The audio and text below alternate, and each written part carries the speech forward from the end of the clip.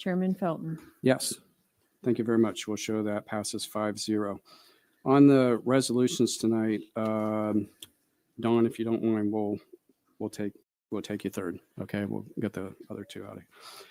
Commissioner Altman, you have a resolution tonight. You're recognized to explain your resolution, sir.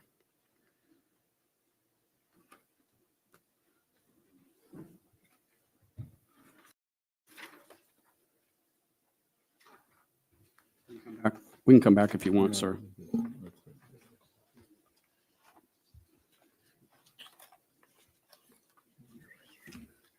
Okay, yeah. Do you have your group Yeah, here? I do. I have the resolution. Oh, you want to invite the group up? Yes, please.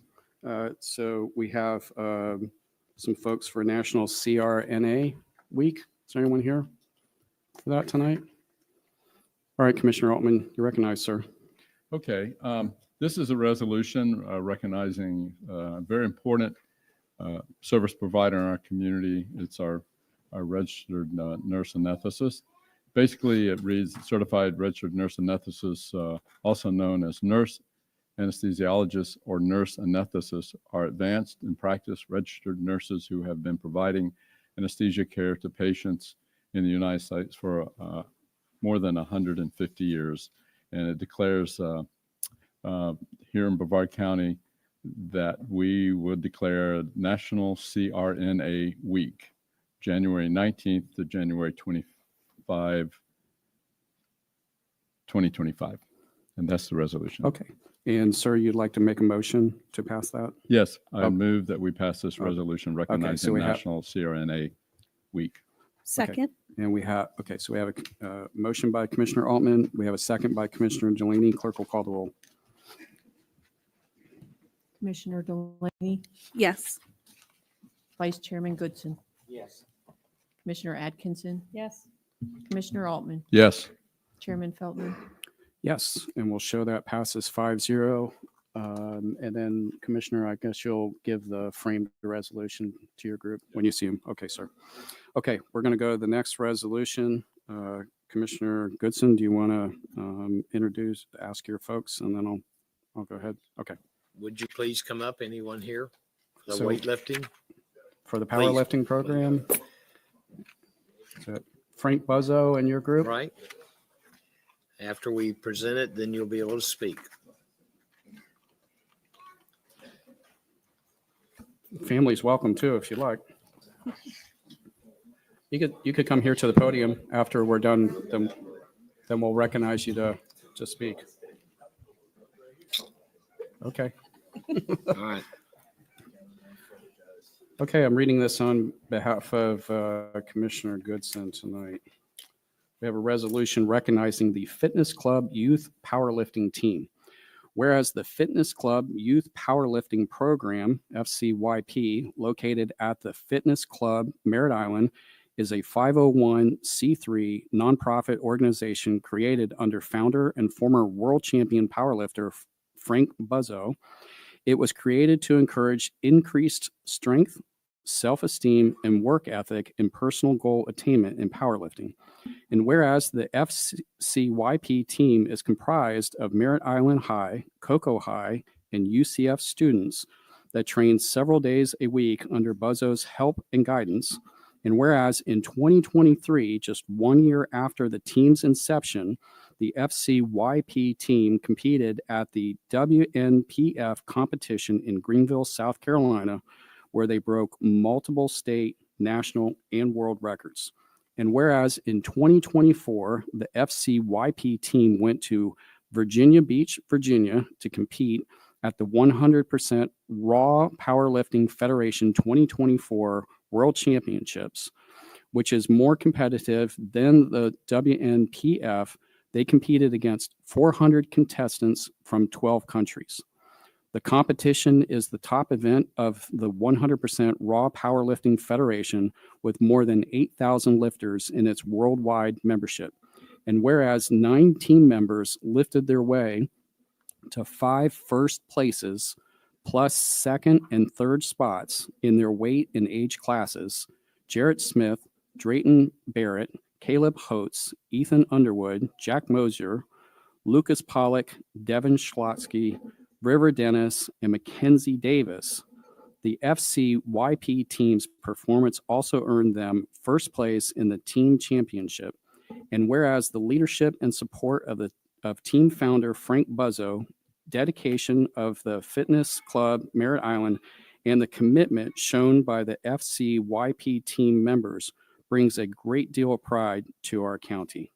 Now, therefore, be it resolved by the Board of County Commissioners of Brevard County, Florida, that Coach Frank Buzzo and all the members of the Fitness Club Youth Powerlifting Program team be recognized for their dedication and achievements done, ordered, and adopted in regular session this 14th day of January 2025. And Commissioner Goodson, you want to make a motion, sir? Make the motion for approval. And Second. We have a motion by Commissioner Goodson. We have a second by Commissioner Atkinson. Clerk will call the roll. Commissioner Delaney, Yes. Vice Chairman Goodson, Yes. Commissioner Atkinson, Yes. Commissioner Altman, Yes. Chairman Feltner. Yes. Commissioners will show that passes 5-0. Congratulations.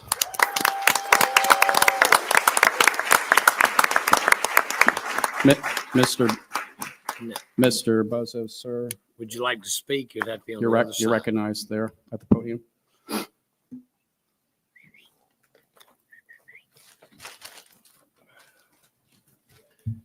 These kids started powerlifting 3+ years ago. Their hard work and dedication has paid off. The memories they have made will last a lifetime. I thank God he blessed me to be part of it. Thank you for recognizing their accomplishments. God bless. Good deal. I think and then we have a framed resolution for you, Yep. Commissioner Goodson. Yep. Okay. Thank you, Frank. Gentlemen, let's all get around here. You might have to pick me up.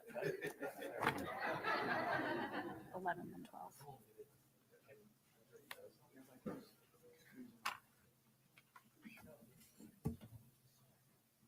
Good start.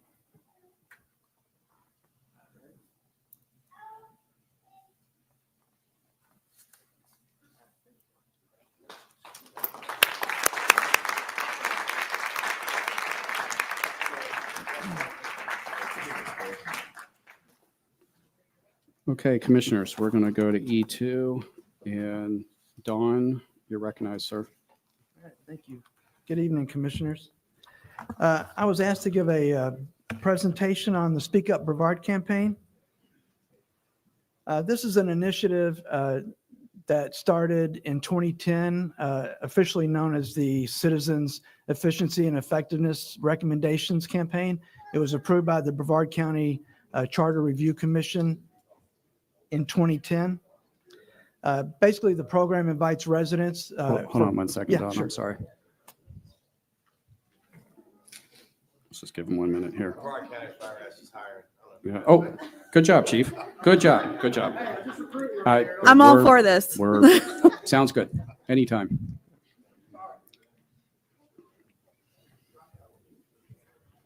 Okay, Dawn. All right, Sorry, sir. I will recap my first Okay. couple sentences there. All right. So this is an initiative called Speak Up Brevard that started in 2010 during the Charter Review Commission, known as the Citizens Efficiency and Effectiveness Recommendations. And this program invites residents 1 month a year, normally December, but we've started now doing January, to submit ideas to the county that they think might help improve operations. So since 2011, we've done over 175 total SEER recommendations. Of those, we've approved 21. We've approved revisions, meaning we didn't approve all of the recommendation, but there were some elements of the recommendation that we were able to incorporate in our day-to-day operations. And we've rejected 99 of those. Some of the examples from last year is we were asked if there was a way we could include pickleball sites on our website, and we've done that. We also extended the hours of our Port St. John library. So we do get some good recommendations from that program. Last year, we did some updates to the program.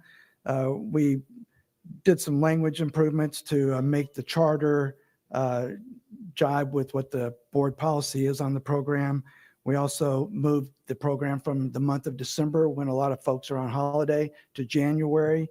And then we also moved the evaluation deadline that the county staff has to look at these recommendations, review them and evaluate them and make recommendations.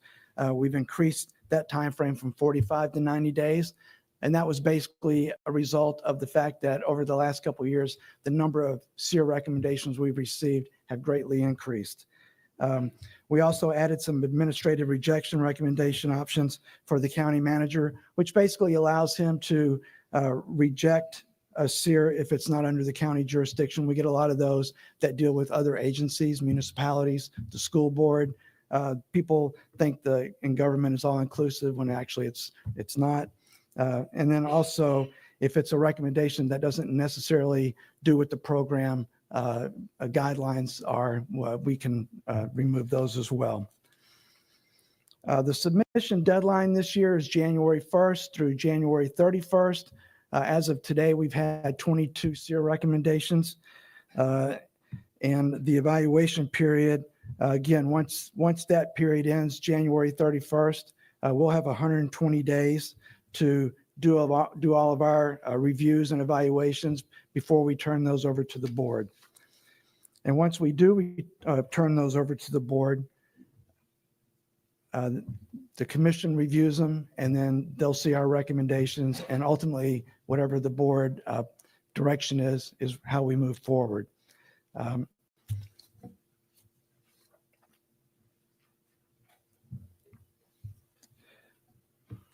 So once the board has made it, before the board makes its final decision, any of the citizens who've made recommendations, we notify them in advance of that board meeting to let them know that we've not only reviewed their recommendations, but we've also turned our findings over to the board. And so you'll be taking action. So if a citizen wants to show up at that board meeting to comment about their recommendation, or at least be here when that decision is made, they are notified well in advance so they can be here. And then also, as far as the program itself, since January 1st, all of the SEER recommendations that have been made to this point are on our webpage. They're available to the public. They can review not only theirs, but other recommendations that have been made. And those will be there through the process and afterward, even after the board makes its decision. We've got them up there from last year and previous years. I wanted to mention as part of this presentation that while the SEERS program lasts from January 1st through the 31st, for 365 days a year, there are other ample opportunities for the public to make recommendations to the board. They can do that on our website. There's a tab there they can go to, and they can, on any given day of the week, at any hour of the day, they can make recommendations. And as you're very aware, they can come to the board meetings and talk during public comments. And they can also reach out to your individual offices. And obviously, if there's a commissioner who feels that a recommendation that's been made bears merit, they can bring it to the rest of the board and see if they can get buy-in from the rest of the commission. So that's pretty much how that program works. It's as simple as that. And like I say, we're already midway through the month, and that's where we stand. Okay. Are there questions for Dawn? Do you mind if I? Go ahead. So Commissioner Delaney. for process, are we discussing this after questions, or is this the time for a little discussion? We don't have cards normally on items 3. There were no other questions, so you're recognized in discussion. Thank you. I just wanted to say to Don Walker, thank you so much for putting this presentation together and all the work that you have put in to make this this year the best it could be. Well, thank you. And so I just wanted to publicly say thank you for that. Oh, I appreciate it. Thank you. And so the last meeting, I remember hearing Commissioner Altman mention that he didn't have, that he hadn't heard of this program. And so that's why I asked for the presentation, so that not only Commissioner Altman could know, but give the public a refresher. And like Mr. Walker said, we've had 22 suggestions so far, everything from faucet repairs to libraries to the animal shelter to department budget accountability. And I just wanted to put this out there that this program is highly regarded by the public. The residents, they want this program. They fought for it. They voted for it. And if I remember correctly, there was even a rally last year with over 25 residents protesting outside of this very building. And they were asking for a more robust program. And there were multiple articles about this in the newspaper. And I actually was reviewing the minutes from the charter today, from the charter review where this was brought in. And in my opinion, it was clear that the intention was to have a discussion and collaboration between the county and the citizens. And that goes along with my workshop idea. And if we all remember the April 9th meeting last year where Commissioner Goodson mentioned that more collaboration between the public and the county with this program. And so I just wanted to bring up, again, if anybody is interested in participating with me in having a workshop either February 18th or 27th at 5 p.m. to discuss the proposals.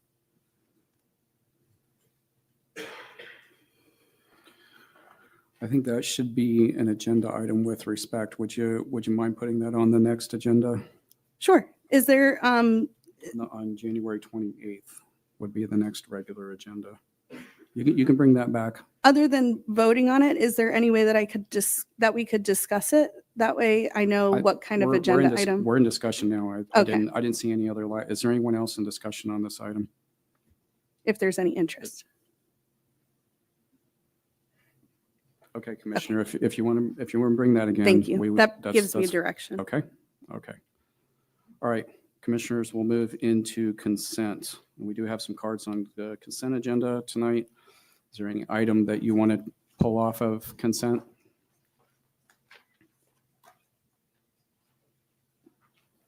Okay, we're going to go to the cards then. On F11, we have a handful of cards. Sandra Sullivan.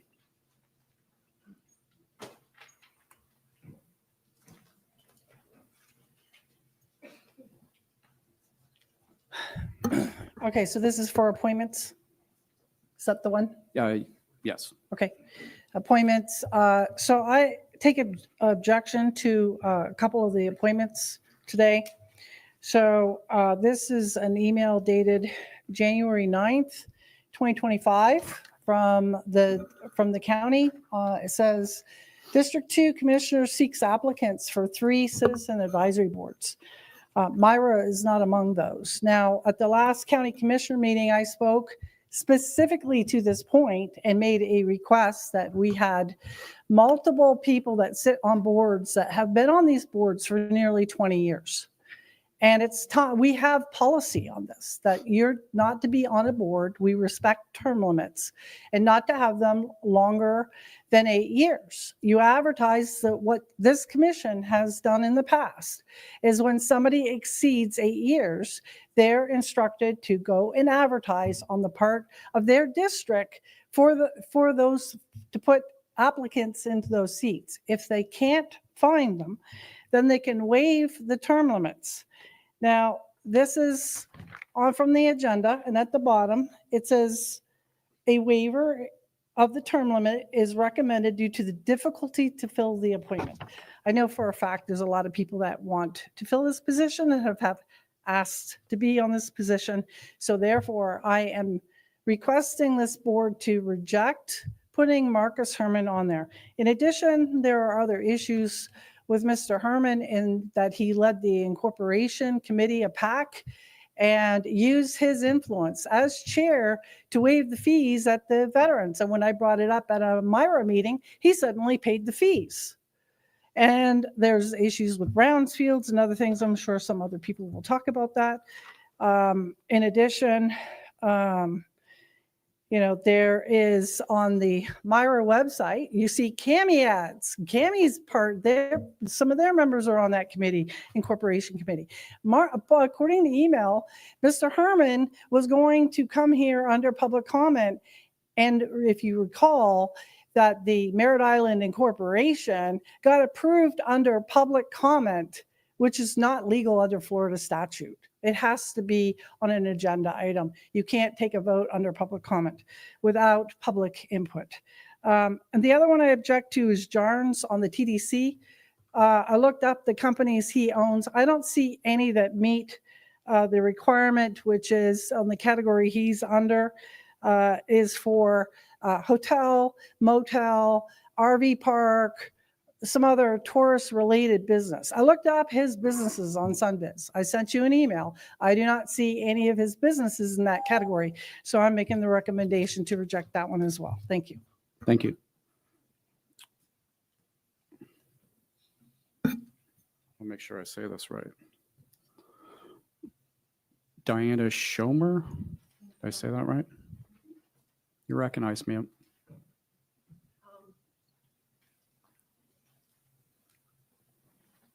My name is Diana Schomer. I live on Merritt Island, and I'm here to speak against Marcus Herman as well, because he is so in favor of incorporation, and I'm not. I live on Merritt Island. It was voted down in 1989. It was stopped again in 2012. Why we keep facing it, I don't know. I walk a lot of streets and knock on a lot of doors. And of all that I've done, I've not talked to one citizen in Merritt Island that's in favor of incorporation. And yet there's this great effort to push it and ram it down our throats. It's my understanding that with this PAC that they've already engaged a marketing firm, which is just to put lipstick on this pig, because everybody knows incorporation is going to bring another layer of taxes and it's going to bring another layer of rules. And we don't want it. We don't need it. And he is so in that camp. And I don't think he should be in Myra. I think his bias is not right. And I highly object to it. Thank you, ma'am. Diane Locklear? Ma'am, thank you.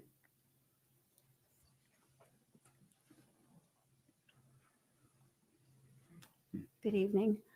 I'm Diane Locklear. I live on Merritt Island. I was born and raised here, and this has been an issue repeatedly.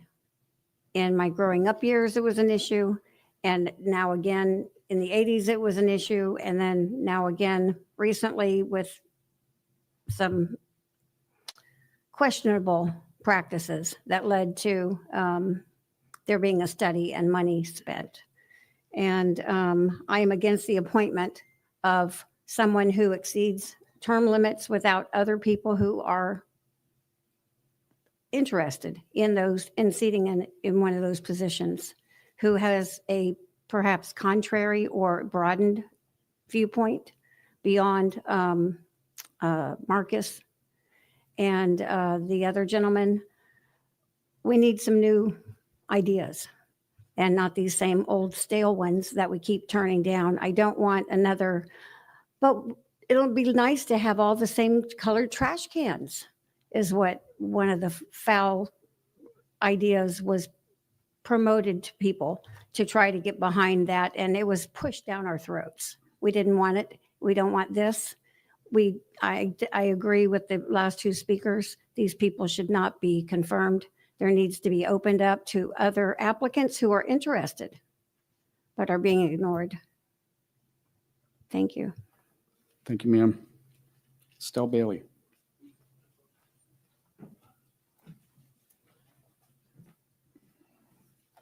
Good evening, Stella Bailey, Cocoa, Florida. I just want to repeat what they just said. I'm really worried about the appearances of this and nepotism and potential.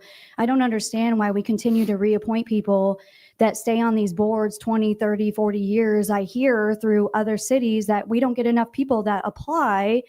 But are we advertising this? How are we pushing this out to get people to be aware of these boards that make very important decisions for our county, and they advise all of you sitting up there? I actually came here because I strongly object to the appointment of Andrew Connors to the Tourism Department Council. I object because he's in health insurance. He doesn't know anything about tourism. Why are we putting this guy on a tourism, picking him out of the entire county to go on this board that he doesn't really know anything about? He doesn't have experience. Additionally, he has a lot of controversy right now in the city of Titusville that I believe there's alleged involvement in election interference that undermines the integrity and trust that should be foundational for any public servant, such as actions, if true, conflict directly with the values and standards we expect from those in leadership roles. Is this the best that you can do? And my last issue with this is that a different district is appointing, District 2 is appointing a District 1 appointee.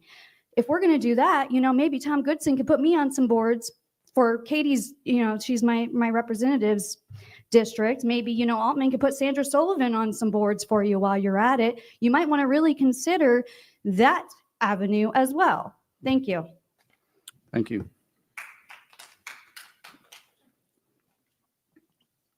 Kevin Jeffrey. Good evening. Happy New Year. My name is Kevin Jeffrey, president of the Brevard County Republican Assembly. It's an organization that goes back to 1935 in California. And Ronald Reagan actually loved this Republican Assembly. He said it's the conscience of the Republican Party. Now, I wanted to just ask some questions here because I don't know. And I wanted to try to find out about this Andrew Connors guy that you guys are going to appoint to this board. And I want to see if this is the same Andrew Connors. So I'm going to ask him a few questions. Is this the same Andrew Connor who harassed his mayoral opponent by putting up fraudulent signs in front of her established area and filed charges against her? Is this the same Andrew Connors who lied to the people of Titusville to get votes and said that he was going to bring in a Chick-fil-A? Is this the same Andrew Connors who engaged the Titusville police to use the Brevard County Sheriff's Department to go after a guy who posted things on the internet about him that he didn't like? Is this the same Andrew Connors who the first day of office refused to uphold the home rule and case law on constitutional rights of the citizens who voted 82% to pass an initiative? Is this the same Andrew Connors who is accused of harassing doctors in a disability investigation and also suing a paralyzed citizen who was involved in the accident with him? Is this the guy?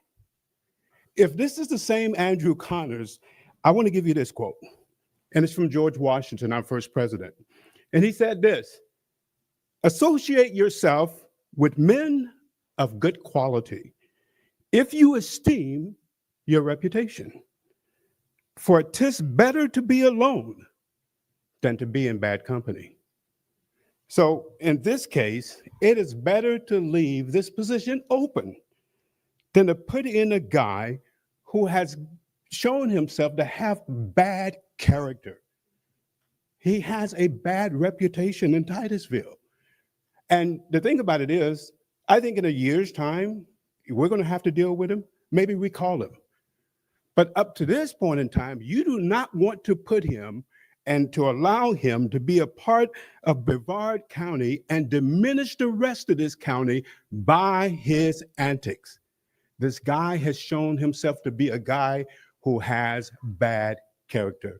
Please do not, for the sake of Brevard County, put this guy on any board. Thank you. Liz Michelson. Michael, man, sorry. I'm sorry, I didn't put my glasses on. Yeah, mine are on my bed. I knew that already, Liz. I'm sorry. Hi, guys. for a lot of you, you aren't aware of what we're really here about or some of the issues. We heard about the characters and this and that.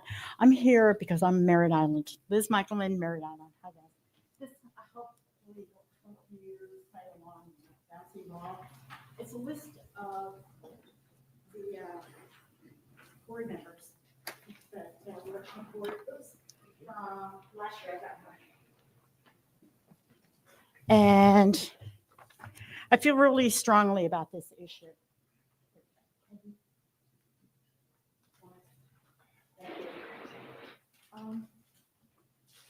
So the issue that we're having, there is an ordinance that was put into place in 2022.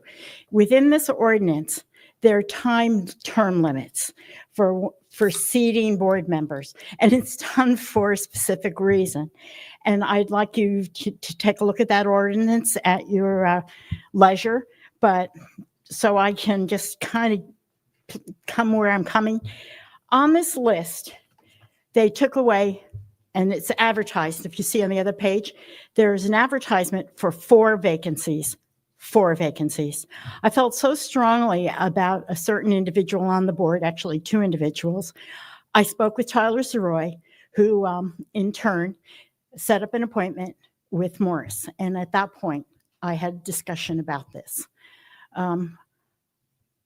There's so much to cover and there's so little time, but this is what it's all about. You've got an ordinance in place. Please consider that. 20 years is a lot of time to empower an individual that has no oversight. Like you guys, you're elected, you're limited to 2 terms. That's it, end of story. These guys are supposedly limited by 8 years. He's here right now. You got Marcus. Marcus has been on this board for almost 20 years. You've got Andrew Barber, who's been on this board for 15 years. There is a bias. These people are not wrong. It's in Florida today. I'm more than happy to share the article. But they have gone on record as promoting incorporation. They do more for incorporation than they're doing any good for Myra. And I hate to say that, but it's true. I know more details about it. I'd love to share it with any of your offices if you'd like to. I'd be more than happy to sit down with you. But the point is, and I wanted to put this here, why are people corrupted by power? It isn't because it corrupts, what is it? Absolutely corrupts. It's simple. They've given themselves the time and the energy, and they have the information and the wherewithal, plus the power of knowledge to know how a system works. Thank you. Please, you've got the law, you've got the rules, you've got the ordinance. Please do not put Marcus back on the agenda. By the way, they took away 3 others that were there for only 4 years. Thanks, Liz. Oh, okay, thank you. We're going to, so F12, also we have a card on Sandra Sullivan.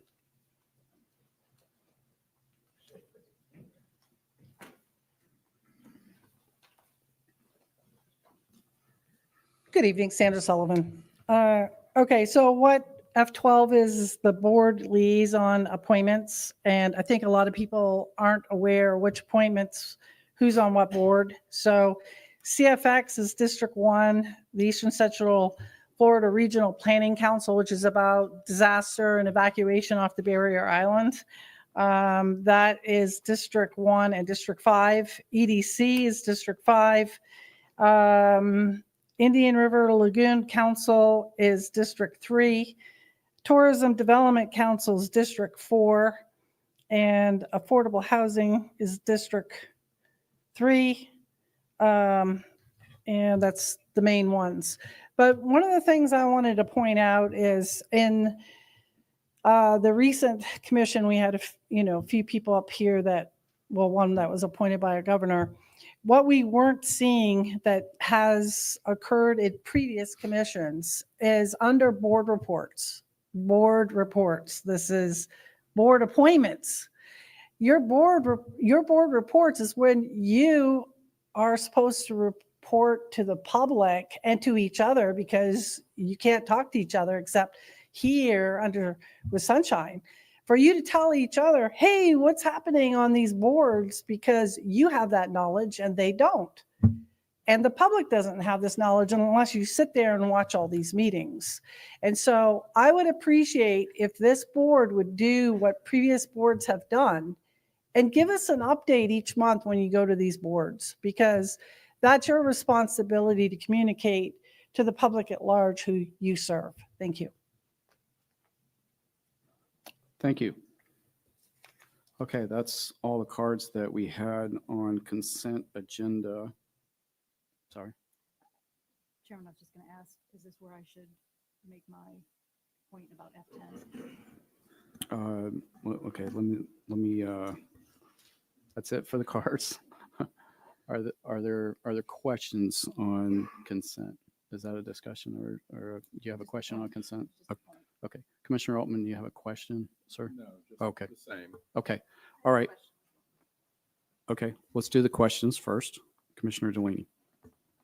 How would I go about voting no on one thing, but yes on everything else? You can you can tell that to the clerk to the board now, and you just say it here. Okay, Okay. all right. Or is there an item that we need to pull, I don't, or we just you want to be a no vote on an item? yes. Okay. All right. I would like for the record to reflect a no vote on F11 and yes on everything else. Okay. Commissioner Atkinson. I would like to, for continuity, say that I'm a no on F10 and yes on everything else. All right. Commissioner Altman. Yes, I'd like to register a no vote on F10 and yes on everything else. All right. Okay, fair enough. That was from F10, just for everyone's information. That's the findings of fact on the item that we had on the last zoning meeting, right? Just to clarify for the clerk. Okay. With that said, for the rest of consent, is there a motion for the consent agenda? So moved. Okay, we have a motion by Commissioner Goodson. We have a second by Commissioner Altman. Clerk will call the roll. Commissioner Delaney, Yes. Vice Chairman Goodson, Yes. Commissioner Atkinson, Yes. Commissioner Altman, Yes. Chairman Feltner. Yes. Thank you, commissioners. We will go on to, sorry. We're going to go on to public comments in the G section. Charles Tovey. Mr. Tovey.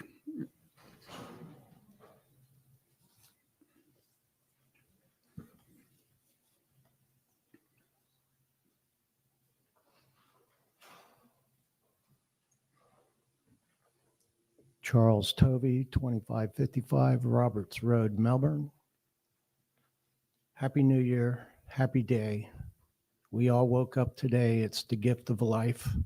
Life is a learning experience unless you're a moron and can't learn about mistakes and don't want to grow. And besides that, another suggestion I would want to make is putting your district numbers by your names. That way everybody can clarify who's voting what and this. And sometimes there's clarification issues and it would help me. Thank you. Commissioner Feltner, I'm holding you personally responsible. And whatever people do to me, they do to God, because I give my life and my soul first to God. However discretion, I'm a disciple of Jesus Christ, God, my Savior. I'm learning, and it takes me a while, and I've enjoyed learning and being close to God the past years. And I thank you, Commissioner Feltner. And I hope and pray that God rewards you with ultimate blessings, because you've not only recognized my right to live, but you've also helped to restore my life, liberty, and pursuit of happiness. which every day is a growing process for me. And try and enjoy all endeavors of life as much as I can and where I can and how I can. I used to speak twice at every meeting, public comment, and then I'd speak on agenda items as well.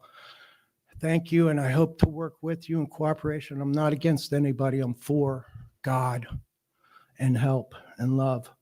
About sea cows. In the Old Testament, sea cows were used for God's temples, and they could be considered sacred animals, but we have no use for them, so let's make leather coats and tents and stuff for them. And maybe Joshua 7, I'm not sure. The other thing I want to do is work on is pedestrian safety, especially at Pineda Causeway, US 1 and the local area. Wildlife and the lagoon, of course. And I have suggestions for the recovery of Wickham Lake, Wickham Park. When I was a kid, I used to swim there and enjoyed it, and the fish and all the other stuff. But now, and it's all relative, I want to thank you again and hope to see you. Thank you. Thank you, Mr. Tovey.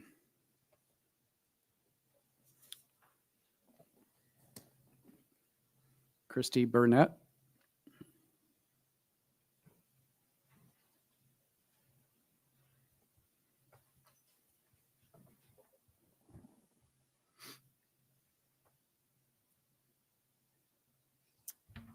Hi, I'm Christy Barnett from Century.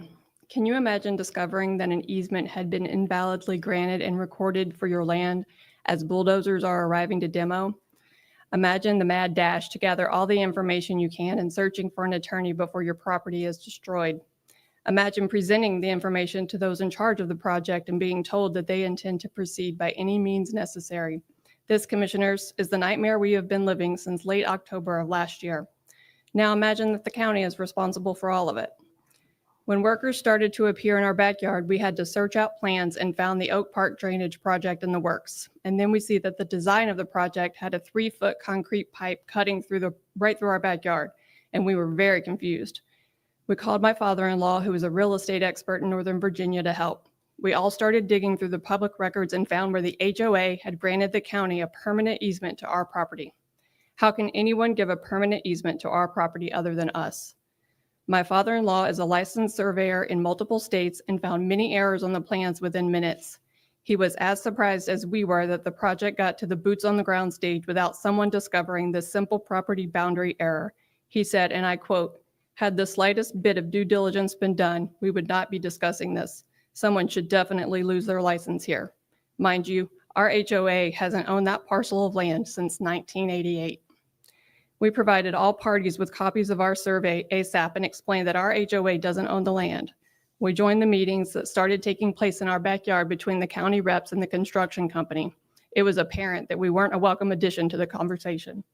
We were told in the most disrespectful of ways by the county reps that they were going to continue to get the pipe in the ground, even while acknowledging that they were using inaccurate engineering plans by any means necessary. We left it with our lawyer would be in contact. We have continuously tried to come to a resolution with the county, and instead of working with us, they've threatened to remove our pool if we didn't sign over the easement that the HOA had given them, a pool that has been permitted by the county. Instead of collaborating, it felt like we were being extorted. Meanwhile, they told the construction company to proceed without our permission. I feel completely defeated as a citizen who is and has always followed proper policies and procedures, only to be bulldozed by my local government who knew that their information was incorrect. The clear disrespect to us as property owners, mistakes made or not, is unacceptable. The double standard is unacceptable. Citizens are definitely not allowed to just push their way through improper planning, all consequences be damned. Please help me explain to my children, ages 11 and 13, why the government that is supposed to protect our rights has instead chosen to bulldoze them and our backyard, while they could have worked something out with us to come to a solution to make this right. I've sent each of you commissioners an email with further details. Please get to the bottom of this so others won't have to endure such a nightmare. Thank you. Sandra Sullivan.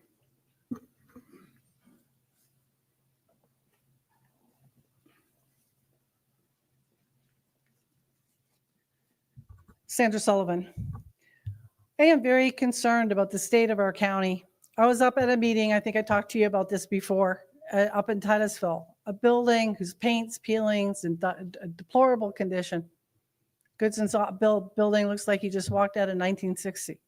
This building, very poor condition, leaking windows, toilets that back up, mechanical failures, just county's not maintaining. We have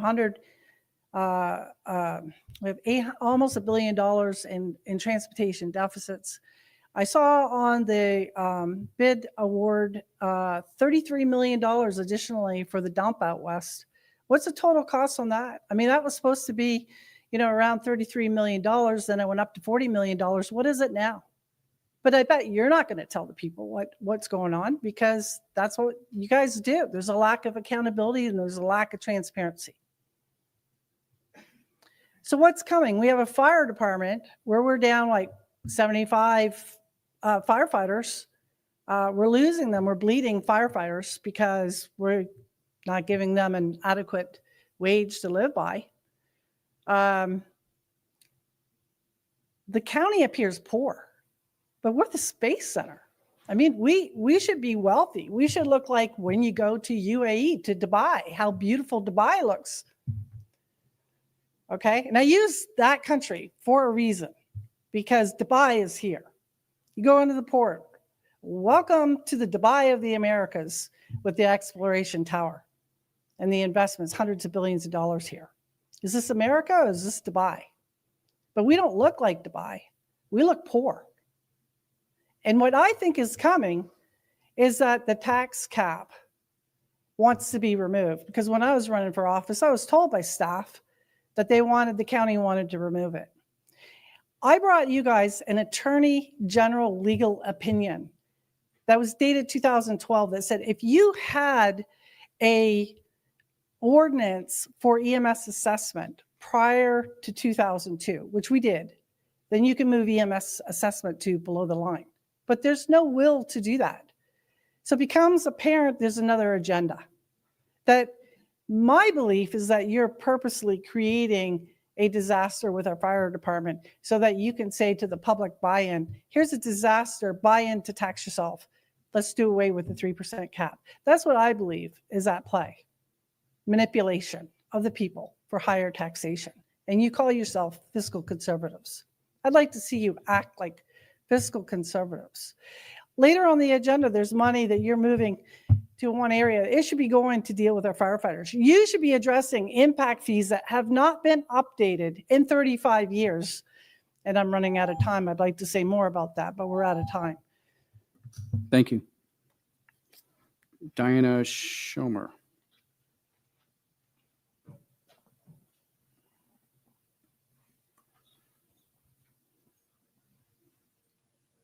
I think I'll use this time to talk about CRAs. I called, I think her name was Kathy. Anyway, I was very heartened to find out that we're down to 11, because about 10 years ago when I did this study, we had 22 CRAs. These are community redevelopment agencies. These agencies work by giving a grant to a business. Why, I don't know why public money should go to any business privately owned is beyond me, but that's the way it works. And once that grant is given to a business, all the increasing taxes that business, their property taxes as they get bigger, all that upper amount goes to the MIRA in my case, but in a community redevelopment agency that gave the grant, and it goes to them for 40 years.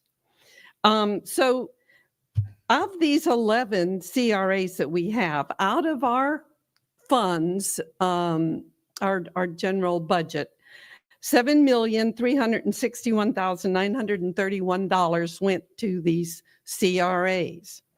Merritt Island got $1,513,986.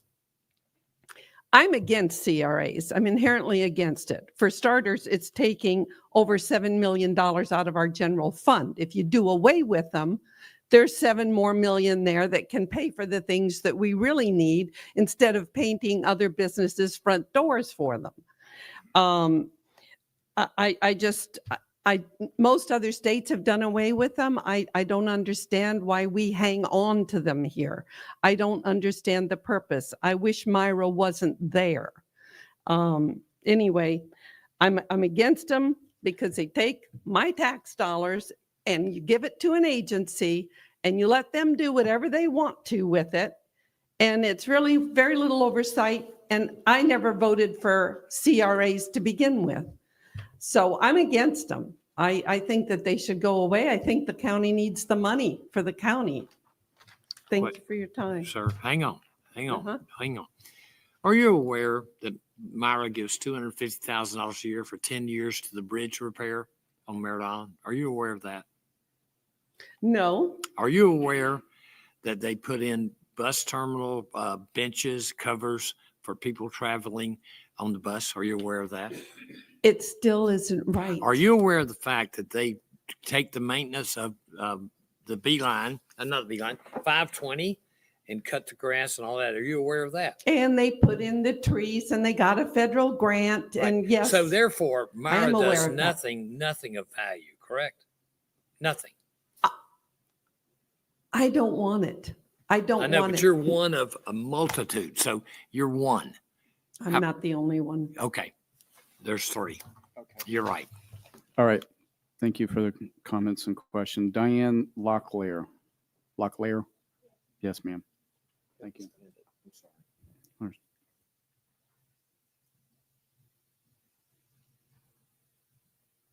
Hello. Diane Locklear, Merritt Island.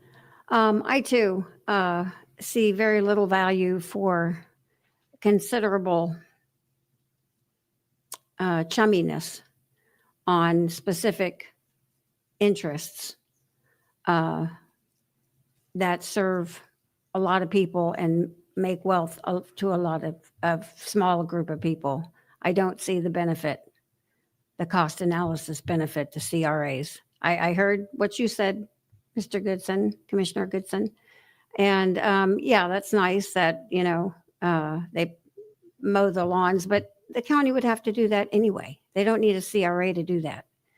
And I don't see a benefit to Myra, especially if you're going to house it with people who have vested interest and have agendas and don't care what citizens think. So that seems to be what it is, though. You know, you don't care what we think. Okay, commissioners, that's the end of the public comments on the G section. We're going to move to H1. I see Commander Bernath. Sir, you're recognized. Good evening, Commissioners. H1 is a petition to vacate a public utility easement at 3214 Armand Drive. It's located in Merritt Island, east of North Courtney Parkway and north of Smith Road, seeking 5 feet of a 10-foot wide public utility easement to protect an existing manhole from being covered over with future utilities. There's been no objections. Commissioner Goodson, this is your district, sir. Move for approval.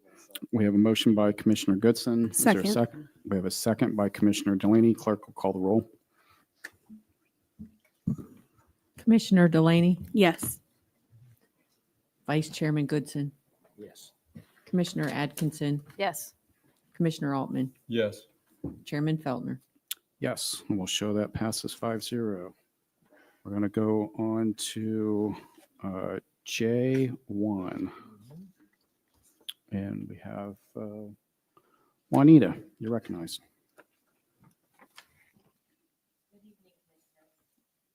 Presentation to provide background for the State Housing Initiatives Partnership Incentive Strategy Report. Approval of this report facilitates the continued receipt of SHIP funding for the Florida Housing Finance Corporation, which this year is $2.6 million.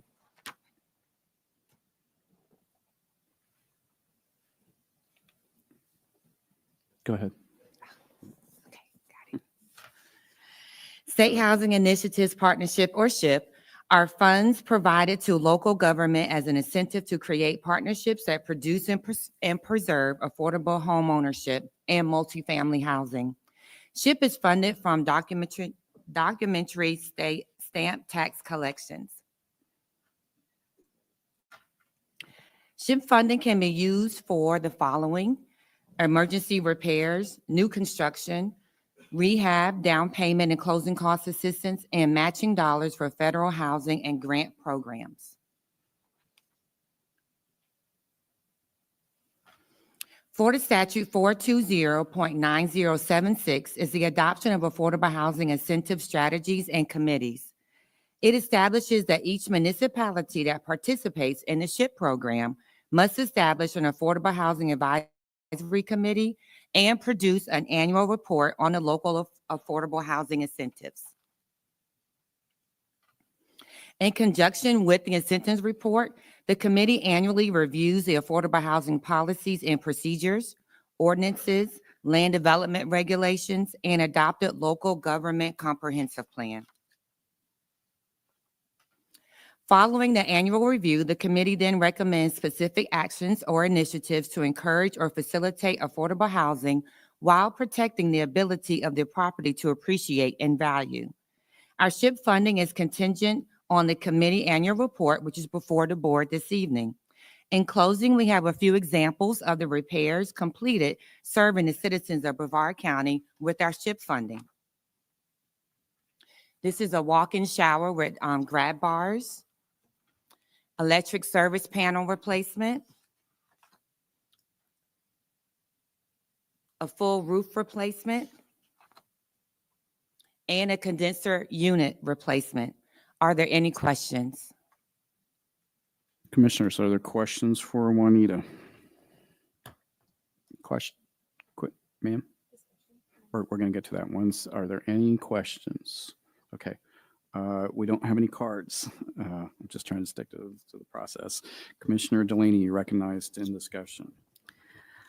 I just wanted to say thank you so much for giving this presentation. And when I asked for this presentation, I just really felt like it was something that the public would be interested in hearing about. So I really appreciate it. And I love that you put in this presentation that some of the different things that this program is doing to help our community. So I really appreciate that. So thank you. Is there any other discussion on this item? Okay, I think we're looking for a motion to approve. Is there a motion to approve? Motion to approve. We have a motion by Commissioner Atkinson. Is there a second? Second. We have a second by Commissioner Delaney. Clerk will call the roll. Commissioner Delaney, Yes. Vice Chairman Goodson. Yes. Commissioner Atkinson. Yes. Commissioner Altman, Yes. Chairman Feltner. Yes. Commissioners will show J1 passes 5-0. Okay, we will go to J2.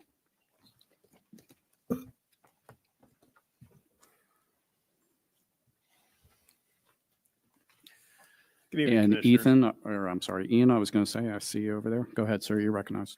Yes, thank you. I appreciate that. Good evening. This agenda item, Commissioners, I'm passing out a set of photos that I had received a request just right before the meeting. I saw it. These are pictures of items that are included in the appendix to this agenda item. I was asked to distribute these pictures to the commission. Thank you. So agenda item J2 is requesting direction from the board regarding hurricane damage to park lands and facilities.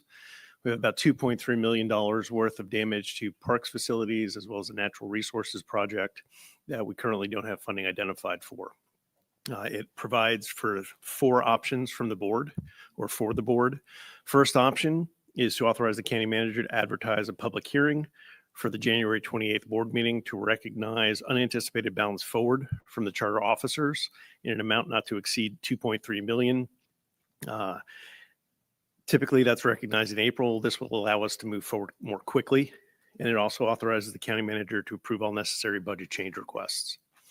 Second option is a loan from the general fund reserves on an as-needed basis for that same dollar amount, that 2.3 million, authorizing the county manager to execute internal loan documents and approve all necessary and reasonable appropriate budget change requests. Third option is do not proceed with repairs until a funding source has been identified and approved by the board. I will say that there are potential impacts with that. First being that we are currently in a 90-day window where we don't have to seek permitting to bring these damaged items to pre-storm conditions. It's a 90-day window that is from the date of the last emergency order signed by the county manager. The other thing is that if there is another storm before repairs are done, FEMA will not cover those repairs in the future. And then the fourth option is any other direction as provided by the board. Commissioners, questions? Commissioner Goodson. Question. On the FEMA money, is Yes, sir. that 2 or 3 years out? Not typically. We are actually still currently waiting for Hurricane Irma funds. So it's typically more along the lines of 5 to 7 years. So the $2 million now would be 5 years, 7 years out, right? To reimbursement. Correct, sir. Potentially. Uh-huh. And what did you say about the permitting now? Would that be easier, or would we still have to go through consultants and all kind of engineering? And We do still have to do design for some of the repairs. Some of the repairs we have moved forward with, the ones that we can do in-house, but these are projects that are a little larger. Some of them still need design. For example, the galley boat docks need to be designed for repair, but it's for the permitting. So example would be, we don't have to go to St. John's.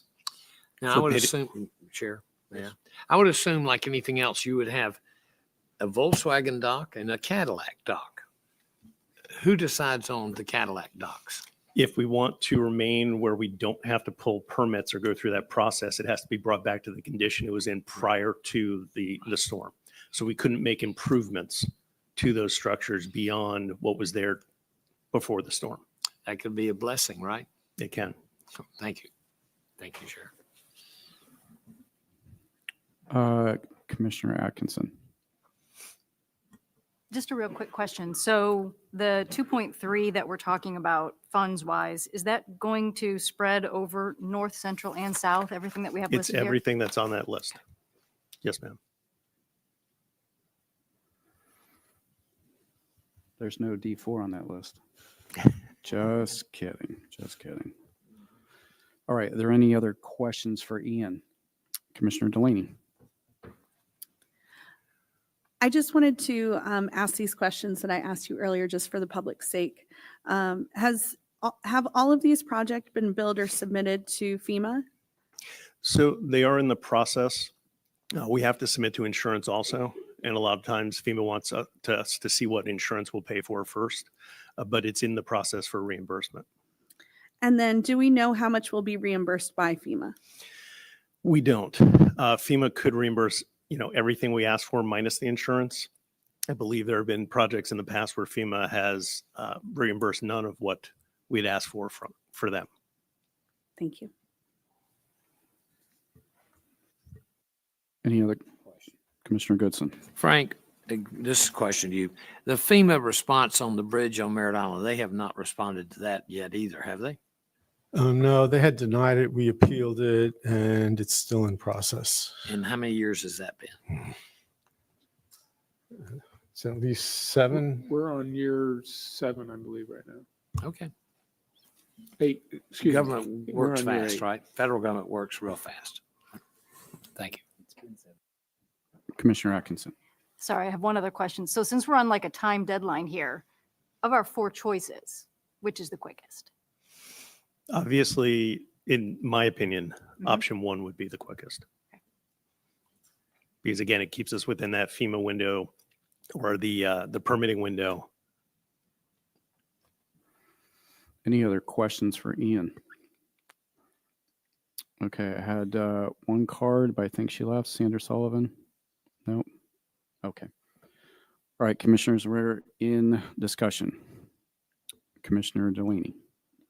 I just have to say this out loud, and I apologize in advance. But and I understand the time crunch and how how all that process works, but we're sitting here talking about these parks when we have our firefighters out there who we're in a pretty serious crisis about. And so I just, I'm frustrated to say the least. Thank you. In discussion. I'd like to make a motion, we accept number 1 and direct staff to proceed. Okay, we have a motion by Commissioner Goodson to approve option number 1, and we have a second by Commissioner Altman. Clerk will call the roll. Commissioner Delaney, Yes. Vice Chair Goodson, Yes. Commissioner Atkinson, Yes. Commissioner Altman, Yes. Chairman Felton. Yes, we'll show that passes 5-0. Okay, commissioners, we're going to go to item J3. This really, we all have to vote on this, but only concerns a couple of you. So assuming that you've taken a look at this item, between Commissioner Altman and Commissioner Atkinson, we need a chair for the Value Adjustment Board. I would like to move that we have Commissioner Altman be the chair. Okay, you didn't give him much option there. No, I Commissioner didn't. Altman, No, I didn't. sir, Quick as a draw.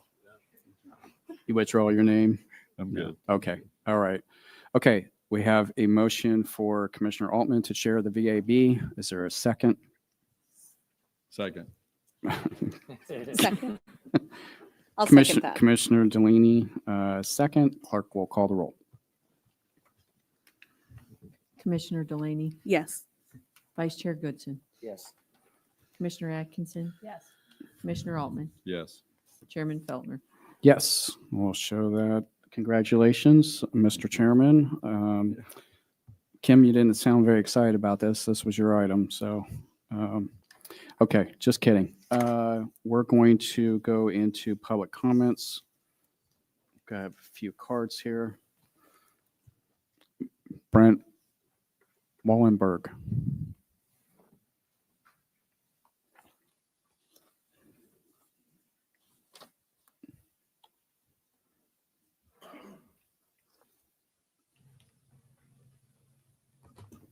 Brent Wallenberg of Fellsmere. I was hoping I'd come up here and save you guys some money so you could spend it on other things. Once again, the sand is the Monday's paper, Florida Today. It sounds like more sand for beaches is on the way for Brevard. It sounds like they're rescuing, but they're spending $47 million. And you can take that sand and put it in the lagoon and put your foot on it and feel the heat from the chemical reaction. And like I say, I'm hoping to save you guys some money because I can see, it's a disaster in other areas. The $24 million storm treatment plants would be unnecessary. In the 60s, all our roads were shell, so the water that run off was high pH before it hit. Okay, I'll go a little bit on national and kind of tie it into local. You see around the country, the fires, that disaster was a disaster before the fire started. They got metal roofs, fire retardant tartar paper, clean the brush from under the eaves, things they could have done before the fire came, and then just lock the doors and you're good. Now, here local, I see a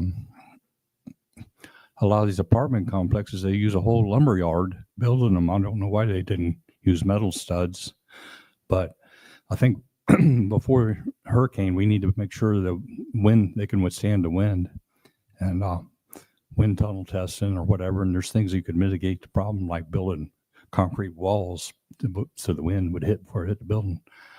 But one thing I like is when I helped build your hospital here in Vieira, they use tilt wall construction. And I don't see why, if you got a slab left, be it from the hurricanes in North Carolina to the coast to California, if you got a slab, you got measurements that you could prefabricate tilt walls and bring them in on trucks, and bam, you got a doggone community again. And this time build it back where it's not, don't build it back the same way that was destroyed, build it back that it can take the hit. That dog, they use angle iron, CAD operators prefabricate everything to where when it comes out, it fits like a glove.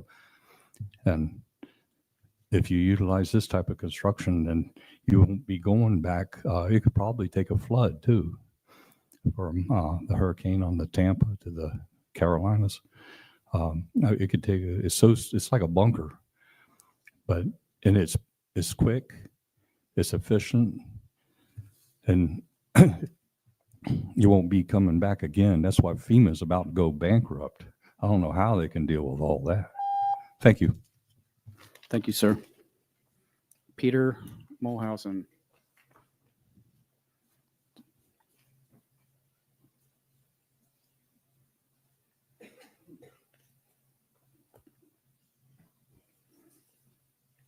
Recognize, sir. Peter Mulhausen, Brevard Renaissance Fair. I live at 3900 Loblolly in Cocoa. I just wanted to come up here and thank you folks for allowing us the opportunity to put on the Brevard Renaissance Fair this year. We spent the last 60 days working around the clock on the Sarno site there. I think we're about ready to open up on this Saturday morning. Some very tired bodies, but I hope we make the county proud of what we've done. So that's really all I came up to. I wanted to thank Commissioner Feltner and all the hard work they did putting this deal together. Thank you, Peter. I Thank you. appreciate it.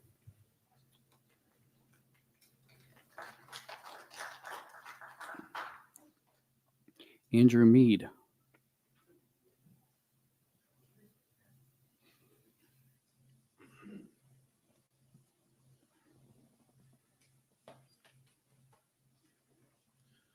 Hello, I'm Andrew Mead. I am the entertainment director for the Brevard Renaissance Fair. Last time I was here, I wasn't as nice. Were you one of the But guys? you were that- trying to take our job. Did you bring in the sword? I didn't bring in the sword, Oh, no. okay. All right. They All made right, me sir. check it at the door. But I do want to thank the commissioners very much for listening to the workers of the festival and the people of the county and working with the city of Melbourne to figure out a solution. There's a big strip of what was grassy, uneven land doing not many people any good. And this Saturday, it's going to be one of the premier entertainment destinations on this coast at least. But in most of Florida, it's going to be huge. And a lot of people are really going to be happy about that. And so I wanted to thank you personally for the roles that you took in making that happen, especially Mr. Feltner. Thank you very much. I just wanted to close on, I just wanted to share one. Can I share a picture here? Wonderful. A member of our local cast, his name is Adam. He came out today and he took a sapling tree out of his parents' yard, out of the yard of his childhood home. Don't tell his parents. Is that a shrubbery? Yeah, a shrub. Yes, in fact, a shrubbery.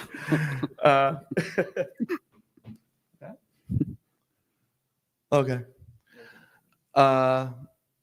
He didn't ask his parents' permission. He was like, "Oh, I hope I don't get in trouble." But I guess it's not a great image. But I think somebody's texting you there. yeah, that's Okay. his. Those are three of our cast members there. We've got Adam, we've got Emily, and we've got Victoria. They're all Brevard County residents. They're all excited to come out here. And he said, "Can I plant this tree?"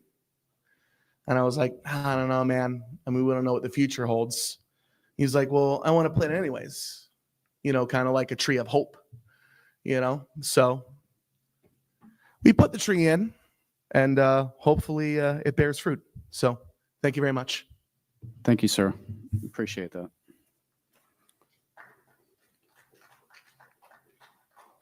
Jason Barrett.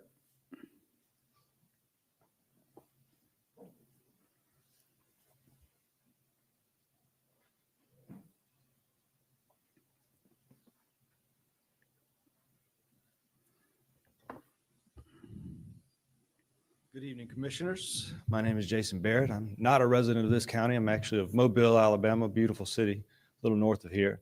But my family and I travel around the country supporting our own therapeutic riding program, a nonprofit organization we started over 17 years ago. We work with special needs kids and children and adults with different disabilities on the back of horses. Horses are incredible creatures that we've grown very close to. And because of your consideration of the Brevard Renaissance Fair, we've been able to make it down here another year to perform in Florida for your community.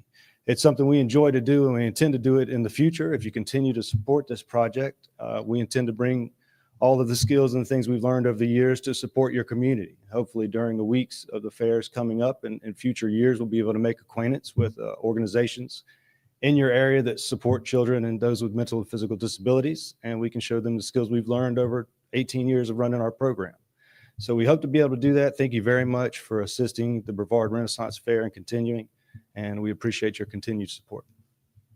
Thank you, sir. I appreciate it. Michael Frost?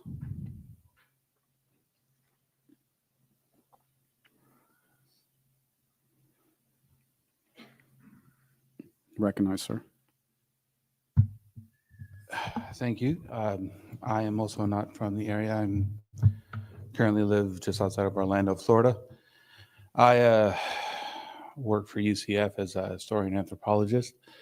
I spend a lot of my time cramped in libraries looking over books that nobody cares about. And I saw something on Facebook, something I never go to, and I highly discourage anyone ever to look at it. But I saw the Brevard Renaissance Fair. I checked it out. I went and I talked to them, and kind of wrote itself after that. I went down, I talked to them, and I thought this is going to be another one of those things where nobody cares about history, nobody cares about anything that actually happened during those periods or anything that actually matters to anyone that studies history or cares about the past. During the time that I've been with them, they've taken my expertise in the past, my expertise in war, my expertise in combat and military engagements, and they put that into modifying and making it as realistic and safe as possible. So this production, I hope, can be presented in a way that is both entertaining, safe, and instructive to the audience members that are there. And I want to thank you all for giving the audience and the vendors an opportunity to see what I hope to be an instructive and entertaining way for people to see the past as it was meant to be seen. Thank you. Thank you, sir. Appreciate that. Okay, commissioners, before we move into board report, I want to say something quickly about, we have an upcoming workshop for the TDC items. And so, I mean, that's to be informative. I'm sure you've looked at things too, but I think we have 40 applicants that are coming. We're going to have a presentation by Peter Kranis. Certainly our discussion, questions, you add all that up, and we're going to ask the applicants 2 minutes, and on the public cards also 2 minutes. And even with that, we'd probably be doing well if we get the whole thing done in less than 4 hours. We'll put a couple of breaks in there too. So just so you are aware of, we haven't done a workshop like that together. So I just want you to be aware of what we're looking at. With that said, I guess we'll move into board reports. Commissioner Goodson, I see you reaching for your light there. Yep. I have three things to discuss. I would like the board to consider a proposal to separate Central and South Parks and Recs Advisory Board. One for the Central area, one for the South area. Our office has received numerous requests about this. As you might well know, something in Sebastian is totally different from something in Merritt Island. Would the board consider that? If they would, do I have a second on that even for discussion? I'll second. Okay. If that being said, I'm sorry. Go ahead, Chair. Discussion. I was going to suggest this could be an agenda item, but if it's the pleasure of the board to do that now. Well, I would like to make a motion to direct staff to prepare an agenda item for Okay, this. sir. Rescind resolution 22053 and 23124 and that creates a current South Central Advisory Board. Prepare a resolution that creates 2 additional Parks and Recs Advisory Board, one for the central area and one for the south area, allowing the advisory boards to occur in each park area. That would be the. Do we need I'd to, like to pass that to Morris. do we need to vote on that? Frank, I don't know if we need to take a vote on that tonight. If you want to do it as direction from the board for staff to do the report, Okay, you could we'll do that. We have a motion by Commissioner Goodson giving direction from the board on the Parks Advisory. Is there a second? Second. Okay, I think Commissioner Atkinson was the second. Clerk will call the roll on that motion. Commissioner Delaney, Yes. Vice Chairman Goodson, Yes. Commissioner Atkinson. Yes. Commissioner Altman, Yes. Chairman Feltner. Yes. Okay, Commissioners, thank you for that. Commissioner Goodson, one more. you have another item? Yes.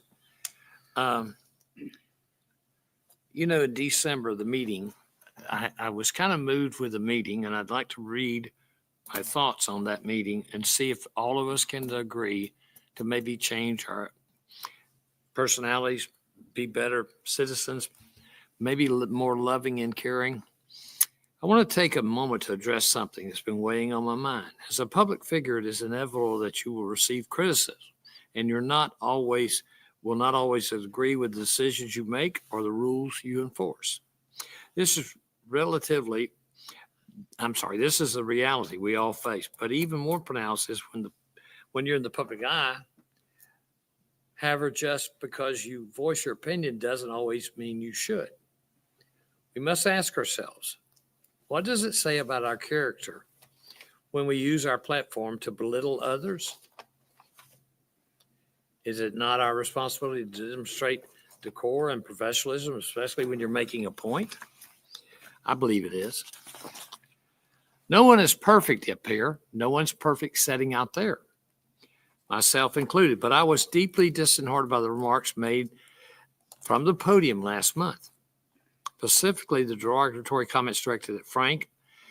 Frank's role requires a level of expertise, skill, and decision-making, but it doesn't diminish his importance. Frank has done an admirable job, and I do not believe he deserves the kind of harsh criticism or anyone on county staff. I urge all of us to strive for a higher standard in our interactions. The more we divide ourselves with hurtful words and actions, the less we will achieve together. Let's choose to build each other up rather than tear each other down.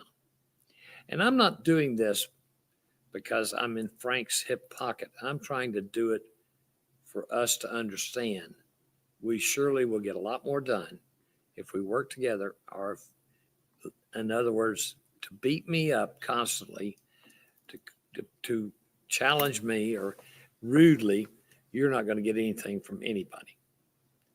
That was my second comment. Now I have one more, okay? Are you ready? Sir. This addresses the board up here. Commissioner Delaney's requested a board scheduled workshop on January 30th to talk about fire rescue. Since the scheduled workshop, county's negotiation with firefighters union remains unresolved. In fact, there's a mitigation tomorrow and potential special magistrate hearing February or January. The county attorneys advised us with letters saying, hey, you can't get involved in this as elected officials. All right. Did everybody read the letter? So therefore, I'm making a motion that if she would like Delaney, Commissioner Delaney would like one, she's welcome to have it in her district. I will not be attending because I don't want to be charged by anybody for anything that I can read the letter and say that we're not supposed to be involved. Thank you, Chair. I have a question about that. Okay, I think that's fair. Morris, can you can you explain that a little bit? And is there a law, or is it a policy, or is it a PERT issue? What is the issue? What's all of the above? It's Florida statutes, it's the contract with the union, and it's your board policy 99. But those all address when we're in negotiations, limitations on communications between the union and union members and the elected officials. All negotiations are supposed to go through the chief executive officer for the county. That's the county manager and his negotiation team with the union. And as we're still in negotiations, and particularly since we're at a point where the union has declared impasse, we've got the mediation scheduled. We have tentative hearing dates for a special magistrate hearing if needed, if this isn't resolved following mediation. So there is concern that the topics that would be discussed at this workshop, it's going to be very hard to have a workshop where almost necessarily subjects that are mandatory subjects of bargaining are going to be discussed by both elected officials on the dais, but If I could pause you for a second, you're preempting discussion that hasn't even happened yet, is what you're telling me. And so this was an opportunity to bring the public into this conversation about the fire assessment, and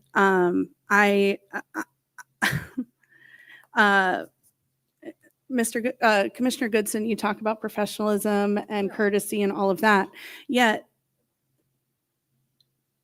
I was not told that this was going to be brought forward here today, and I'm frustrated that this conversation did not take place when I brought forward the idea. So at that time, everyone was hopeful, I think, that the negotiations would resolve, we would get somewhere, and that we wouldn't be at a point where we're still at impasse and where we are. But it looks like, looking at the schedule now and where we're at. But again, you're preempting the public. This is why we pay you. This is your job, is to stand in line when something happens that's unlawful. You step in and say, hey, this topic is off limits. We can't talk to this because of Florida state statutes, so on and so forth. But to cut off the public from being able to have a voice in this conversation about the assessment is wrong. We wouldn't be able to cut off the public at a workshop we'd be inviting issues. So it's certainly problematic. Maybe. Almost certainly. The first thing listed on the agenda for the workshop is about hours and working conditions, which is a mandatory subject of bargaining. So it's during negotiations, those are the kind of things that we shouldn't have in a forum like that. I'm sure that we can speak about hypotheticals and philosophy without talking directly to negotiations. Is that correct? There was a list of 3 items for the workshop. The very first one is about subject of mandatory bargaining. It's not a hypothetical. It was your agenda item. Right. And my point was to talk about the philosophy of how the fire industry is changing, and how do we want to be at the forefront of that, since our community is so dynamic, probably the most dynamic place in the country for what our firefighters have to deal with. And so it was to talk about the broader conversation of what do we want our fire service to look like here in Brevard County. That has nothing to do with negotiations. So I've advised about the pitfalls and the potential issues, and I can certainly, if the commissioners would like, push a light whenever we get into a sensitive topic. I haven't said you can't have the workshop. It's a commissioner's motion to I'm not sure exactly what the motion was, move the workshop or cancel the workshop. Or cancel the workshop. Because of your letter and the state laws and the county ordinances. But I think But the you're welcome. timing of the workshop and the current state of negotiations currently problematic. Now, if there's a good resolution at mediation that comes back to the board before then, may not be an issue, but it's something you've got on the calendar right now. I just want to put this forward that I think that this is a tactic And I'm embarrassed. Comment. Comment. A tactic that I did, and you're embarrassed by my motion? Frankly, I don't know who. Huh. Well, you can still have your workshop. Go The to whole it. point is so that the discussion can be had with the public and the commission as a whole. You're a Are we commissioner. one person or are we a board? Well, And so it was brought forward. Depends on what area you're in. I would think that everyone in Brevard County is is thinking about this fire issue. But when your attorney tells you you could get charged with something, do you go down blindly down the road? No, but that's why we have him. Okay, We pay him the big bucks. Okay. All right, you're right. Commissioners, with respect, we have two other commissioners here. Let's let them weigh in on this. Commissioner Altman, I believe you were first, sir. Yes, thank you, Mr. Chairman. Is it possible our counsel, could he read us the Florida statute we're talking about? I think it would maybe give us some understanding about what we're talking about. Well, I don't have that open right now. Give me some Well, let's, time. I do have available pretty quickly your board policy 99. Give me one moment for that. I'll tell you what, let's go to another question while he's Sure. looking While that he's up. looking Is it that up, is that thanks. good, sir? Okay. Commissioner Atkinson. Well, mine was going to be for Morris as well, and I had two questions. Very simply, what can't we talk about? What are we not allowed to talk about? And then secondly, what kind of trouble do we get in if we do? So what you can't talk about are pretty much, anything that relates to anything that's a mandatory subject of bargaining, and that includes things like working conditions, wages and hours, salary, health and safety, management rights. There are a whole laundry list of things that are mandatory subjects of bargaining in a union situation, and it's just hard to conceive of a workshop where you talk comprehensively about fire rescue and certainly about hours of work without getting into mandatory subjects of bargaining. What could happen? You could be charged with unfair labor practice. It's a violation of both our collective bargaining agreement with union, but also, again, board policy and Chapter 447 of Florida statutes to engage in all those during negotiations. Everything is supposed to go through the chief executive officer for Brevard County, who's the county manager, taking direction from the Board of County Commissioners. And county manager's been receiving direction from the board both before and during the negotiation process. So the board gives direction in the form of budget development and things like that. Board also gives specific direction in the context of collective bargaining at your executive sessions on bargaining, one of which you had last month. Okay. You're still finding a statute there for Commissioner Altman. Well, I am, but really it's a number of, statutes. It's not one specific provision, but it's throughout Chapter 447. But those are sort of summarized and collected in BCC 99, which is states that the purpose of this policy is to ensure good faith negotiations between Brevard County and public employees pursuant to Florida statute section 447.201 et sec, where applicable. Also articles set forth in the county's collective bargaining agreements. Pursuant to the collective bargaining agreement, it talks about the certification of the union as the representative of the county employees. Pursuant to Florida statutes 447.309, the bargaining agent for the organization and the chief executive the organization being the union, and the chief executive officer of the public employer, that's the county manager, shall bargain collectively in the determination of the wages, hours, and terms and conditions of employment of the public employees within the bargaining unit. The chief executive officer or his or her representative and the bargaining agent or its representative shall meet at reasonable times and bargain in good faith. In conducting negotiations with the bargaining agent, chief executive officer, or his or her representative shall consult with and attempt to represent the views of the legislative body of the public employer. But it's not a direct negotiation between legislative body of the public employer and the union. It's between the chief executive officer taking direction from the legislative body and the union. Article 1.05 of the collective bargaining agreement quote, recognizes that the county manager and designees are the collective bargaining representatives for the county. The union further recognizes its obligation to bargain solely and exclusively with the county manager and or designees, and to refrain from any direct negotiations with the legislative body of the county commission, or any of its members regarding work-related issues. Then it lists all the mandatory subjects of collective bargaining. Some of the things I've listed: wages, hours, fringe benefits, health and safety, length of contract, management rights, seniority, dues collection, things of that nature. Then pursuant to 447.605 Florida statutes, all collective bargaining negotiations between a chief executive officer or his representative bargaining agent shall be in compliance with the provisions of section 286.011 Florida statutes. That's sunshine. So that's why those collective bargaining agreements between our negotiation sessions between the entities are publicly noticed and subject to sunshine. And then your policy says, it goes on to say, member of the Board of County Commissioners or their staff shall not engage in discussions or negotiations with a member of a labor union or a representative agent of a union during a period of formal negotiations with said union regarding any subject which is related to a bargaining agreement. I have a question. Oh, hold on, I'm sorry.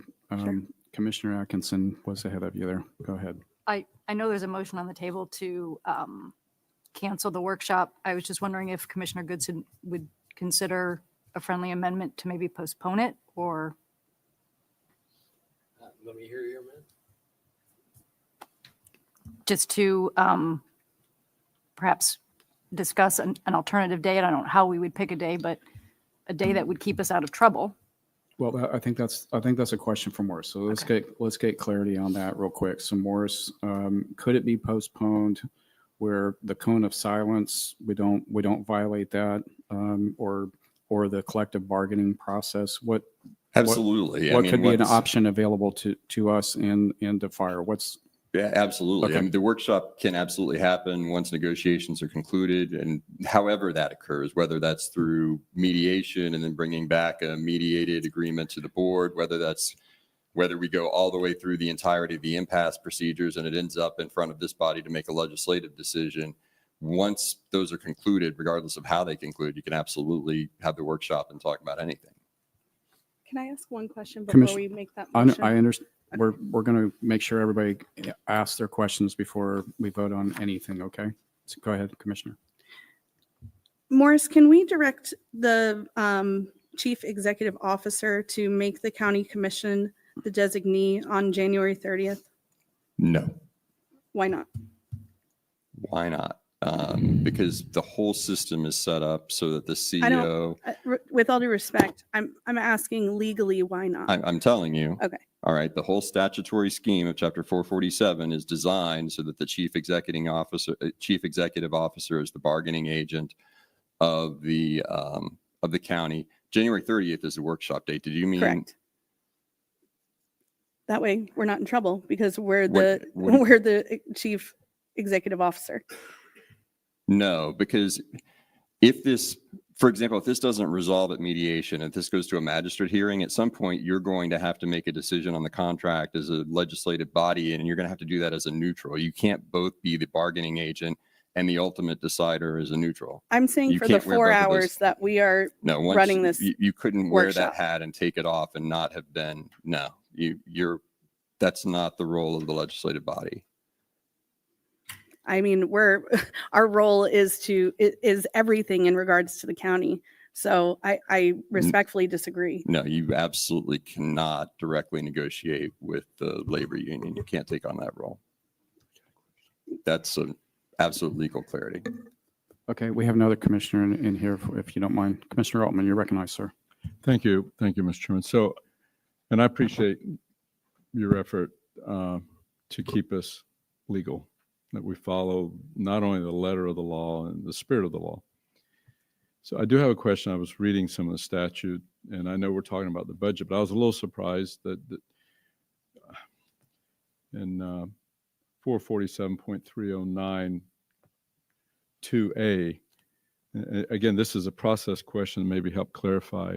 Now, I was surprised it talked about the actual budget. It says, upon execution of the collective bargaining agreement, the chief executive shall, in his or her annual budget, request or by other appropriate means, request the legislative body to appropriate such amounts or shall be sufficient to fund the provisions of the collective bargaining agreement.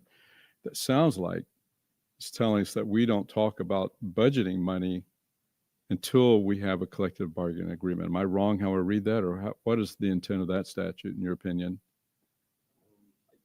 I understand why you would say that. I think it's saying that once a collective bargaining agreement is reached that's approved by the legislative body, then it's an obligation of the county manager as he prepares the budget to account for that agreement within the budget. So the budget that he presents to you has to be adequate to honor the collective bargaining agreement. I don't think it's telling you that you can't talk about budget in the absence of a collective bargaining agreement. And follow up. That's helpful. That's helpful. So would it be possible for us to have a workshop to only talk about the budget, just talk about the fee, the fiscal impact of the fee, levels of service? The board can, and there are budget workshops that are scheduled. Now, the specific purpose of this workshop, the first item on the agenda is about hours and working conditions, and it's just going to be very difficult to draw that line. So again, I'm not saying you can't have the workshop. I'm wondering though, if you want me here blowing a whistle every time we run astray, and probably more difficult is that if you have public comment at the workshop, this applies not only to union representatives, but union members. Very difficult, we're in a bad position if we're having to stop the public as they're speaking. So it would be very difficult, not impossible. Again, not saying you can't have the workshop, but is it advisable to have it after negotiations are resolved? Would it be more productive? Thanks. But that's a decision for the board. Maybe Commissioner Delaney, you could help me with some clarification here. Just actually help us. The goal of the workshop is for us as a board to discuss in the open the issues, because I think maybe there's two things happening in here, and or to allow the union to come in to air their grievances, and that's okay, either one. But it may be that there has to be one or the other. That may be the path. So can you clarify what it is that you hope to do in the workshop, since it originally was your item? It's the first one that you talked about. I'm looking also for an avenue where we can solely talk about this issue as a group with the public, because, and when I say the public, I've said it multiple times, that it's frankly not just about our firefighters, and I say that with all due respect, but it's about our public as well. They need to have the opportunity to speak to us about this and tell us what is important to them and what they're willing to do to participate in helping with all of this. And maybe they have some great ideas. Maybe, we can talk about some things like purchasing during this time, because we need to do a deep dive into our budget about and figure out how to get some funding from within our budget to fund our fire department, not just the fire assessment, but it needs to be, like I've said multiple times, it needs to be the fire assessment. It needs to be the us talking about impact fees. It needs to be finding money within our budget. I know of a project today, $36,000 on a shower, literally a stall shower, that we spent, and it's leaking. So we really need to look into all of these things and have a designated time and space where we can give our fire department the attention that it desperately needs. Or, we're going to find ourselves in a real emergency situation. I appreciate that. it's so listening to the county attorney, it seems that the only sure bet for a workshop that doesn't potentially get us in a collective bargaining conflict legal problem is that the board could have an open discussion and with staff and the public could come, but not with public comment. Now, I understand that. I understand that nobody likes that. But Morris, am I interpreting that way correctly? I haven't thought about that specifically. I'd be concerned about that. First of all, you couldn't take action because if there's an item you're going to take action on, you have to allow for public comment. But I think by virtue of having a workshop, we're not taking action. I mean, we could give board direction at a workshop, but we don't vote to pass items without noticing it. Is that? I'm just trying to split it with you here and try to find us a good way and I mean, not have a everything as legal far problem. as far as budget development and setting the assessment rates and things like that, you can absolutely talk about all that when the time is right. But the budget development process, I mean, we're going to have budget development workshops in March, and that will be part of the budget development. Hopefully this is all resolved by then. Hopefully by January 30th, we have a contract. That would be great. And then again, no concern with any of the subjects. But I think at this point, it would be very difficult. Sorry, Commissioner. I understand what you're saying, Mr. Chair. I have some, I'd want to consult before I'd say that the one-way sort of discussion, board only, is okay. That in itself might be problematic too. If I could just say one thing. Well, Commissioner Altman wants to say something also. Let's let him just speak real quick, okay? Commissioner Altman.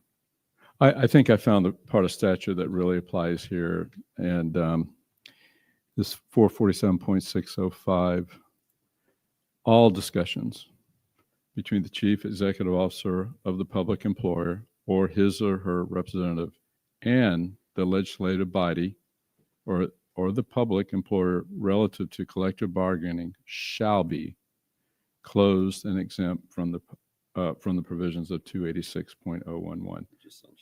That's pretty doggone clear. It's a shall, it's a must, and it's all discussion. So I agree with our general counsel. I know it's not easy, and it's not maybe. I like the idea of the public workshop, but it does put us at odds with state law and the collective bargaining process, which we've already engaged on. I thought maybe perhaps we could waive that provision, but it's pretty clear in my mind, and we definitely want to follow the law. And hopefully we'll get there in the same place. I think you and I probably see a lot in line on this issue, and I hope we can get there. But we definitely want to follow the process the way it's set forth in law. What if I take away that first bullet and we speak to the assessment, and like I said, the budget? Is that appropriate? If I could, I don't mean to answer a question with a question, but how do we deal with the public comment portion of it? Because it is a two-way thing. Go ahead.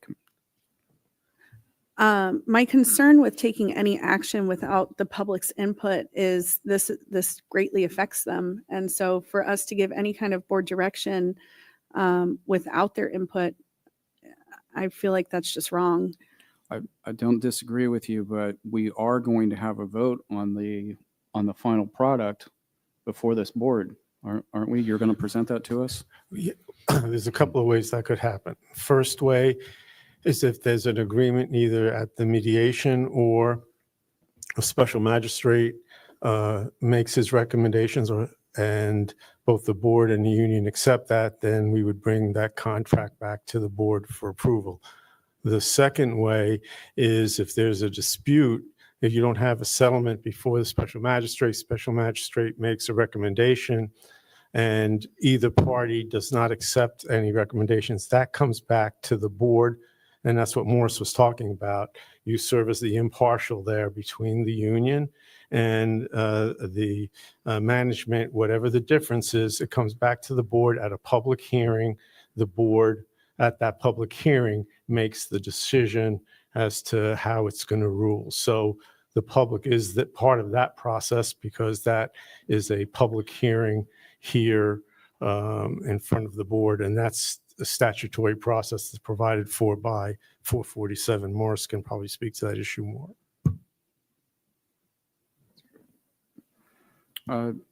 Okay, so having heard all of these things, let's just take it apart, because I think we're still having a public meeting, okay, to discuss the product.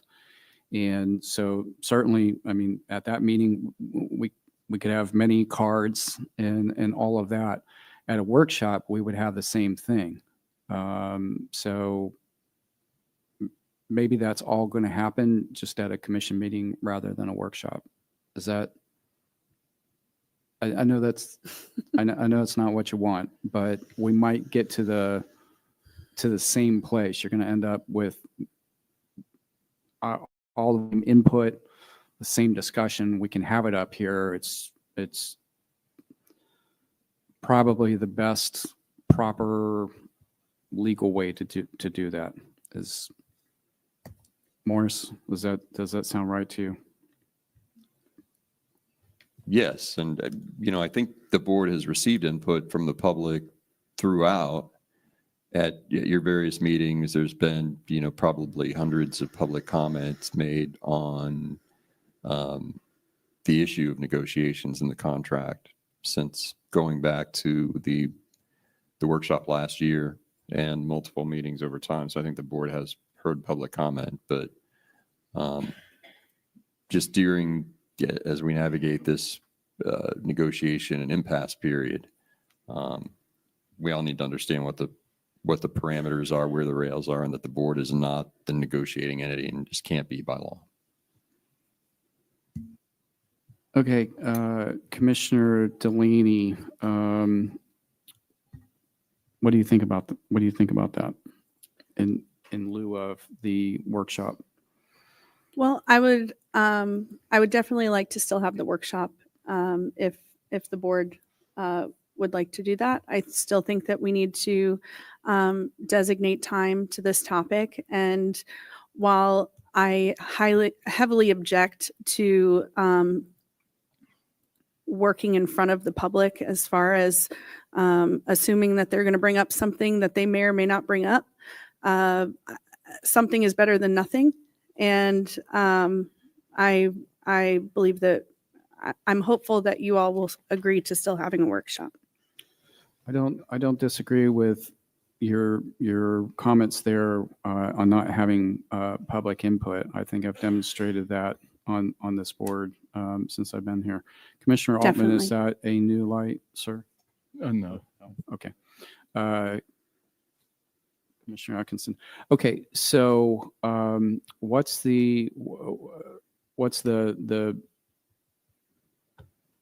you see that at a commission? Because I'm going to try to split it with you. I try to as much as possible. If we instead, what if we postponed the workshop and we altered it? Okay. And we still agree, we could agree now to have a workshop in the spring after the impasse period and the cone of silence and all the legal ramifications of that. And that workshop at that time be dedicated to the fire assessment fee in the millage. So rather than part of the larger budget, we'll have a workshop just on those two issues. So you could call it method of funding. Would that be a compromise with you here on this legal process that we seem to be stuck in? I feel like our people, we won't have a fire department at that point. If we don't show our people out there that we are actively working towards this and engaging the public and engaging our fire department, I don't believe that we will be in a good place in the spring. And canceling this will just kill more of the morale. And I'm frustrated that my county manager and county attorney did not talk about this to us prior to me putting this agenda item out, because I was very clear on what my intentions were. We had briefings about it, we had conversations about it, and now in the 15, 16 days prior to this, and when we have mediation tomorrow, now we bring this up. And I think when we booked, with all due respect, I think when we agreed to the workshop, we didn't have a calendar before us on when mediation would happen. Those other legal requirements in the collective bargaining, that we didn't have that information at that time. So with all due respect, that doesn't negate my point that this is supposedly a legal problem because we're in the impasse process. And if that were the case, I should have been told that prior to this point. Yeah, I mean, we've had those discussions about appropriate topics of discussion for the workshop and what we can talk about. We talked about it most recently at your briefing. So that has been raised. But again, when this was scheduled, we weren't where we are now. And you have to react to the developing reality. Again, I'm not saying there's a law that says you can't have the workshop. I'm just saying you're going to be very, very restricted on what's appropriate to discuss. And based on some of your statements, the purpose of the workshop can't be about the current ongoing negotiations. That can't be a topic of the workshop at all. And it wasn't. Okay, Commissioner Goodson, sir. Question, was it, when you asked for a workshop, then I think Commissioner Altman asked did you ask her to write down what she wanted to do at the workshop? Do I recall that? Yeah, you may be right. Your memory's probably better than mine. I doubt Commissioner. But Yeah. then I may have. I don't remember. okay. Then you provided us a list of what you want to do at this workshop, 1 through 10 or 1 through 5, right? Right? I made it maybe more into a pretty package. Okay, pretty package or Right. bad package. You gave us what the parameter you wanted to do, right? Sure. Okay. So that gave Morris the first time to look at it, and I disagree with that. okay, well, I'm glad you do. Yeah. What can you agree on then? Nothing? A lot.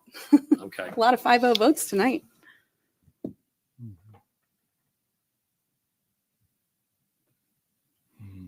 Is there any way is there any way that we can consider things at the January 28th meeting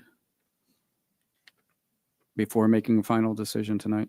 Absolutely. Is that a possibility? Absolutely. Okay. Given that, what does the rest of the board think about that? Well, I have a motion. Mr. Chairman, Okay. Okay. Commissioner Altman, go ahead, sir. I'll second the motion.